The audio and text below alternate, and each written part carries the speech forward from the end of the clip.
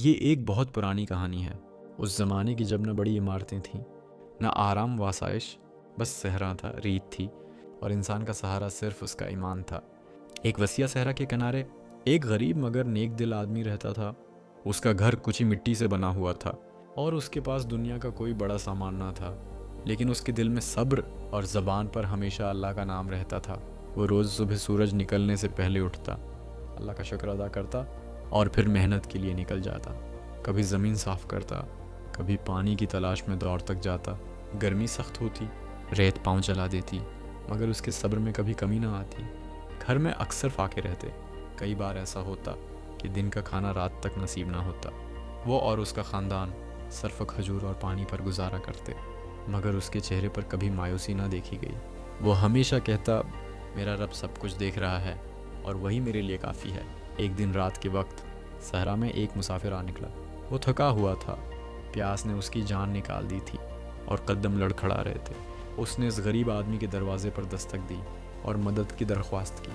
حالانکہ اس غریب آدمی کے پاس خود بہت تھوڑا سا کھانا تھا، لیکن اس نے ایک لمحہ بھی سوچے بغیر مسافر کو اندر بٹھایا، اپنی تھوڑی سی کھجوریں اور بچا ہوا پانی مسافر کے سامنے رکھ دیا۔ مسافر نے حیرت سے پوچھا، تم خود کیا کھاؤ گے؟ تو اس آدمی نے جواب دیا، اللہ بڑا رزق دینے والا ہے۔ مسافر کی آنکھوں میں آنسو آ گئے۔ اس نے دل سے دعا دی اور کہا، اللہ تمہیں صبر اور قربانی کا بہترین بدلہ دے گا۔ کچھ دن گزرے، صحرا ویسا ہی خاموش تھا، لوگ مایوس تھے، لیکن وہ آدمی آج بھی اللہ پر بھروسہ کیے بیٹھا تھا۔ پھر ایک دن ایسا آیا کہ آسمان پر بادل نمودار ہوئے، ہوا بدلی اور بارش برسنے لگی۔ وہ زمین جو برسوں سے سوکھی تھی زندہ ہونے لگی، کھجور کے درخت سرسبز ہو گئے اور صحرا میں زندگی لوٹ آئی۔ لوگ حیران تھے کہ جس شخص کے پاس کبھی کچھ نہ تھا، اسی کے گھر میں سب سے زیادہ سکون ہے۔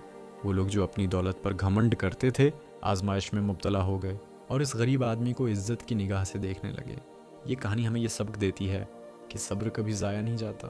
جو اللہ پر مکمل بھروسہ کرتا ہے، اللہ اس کے لیے ایسے راستے کھول دیتا ہے جن کا وہ سوچ بھی نہیں سکتا۔ مشکل کے وقت شکر کرنا اور تنگی میں بھی ایمان قائم رکھنا، یہی کامیابی کی اصل کنجی ہے۔ یہی ہے صبر کا پھل اور یہی ہے ایمان کی اصل طاقت۔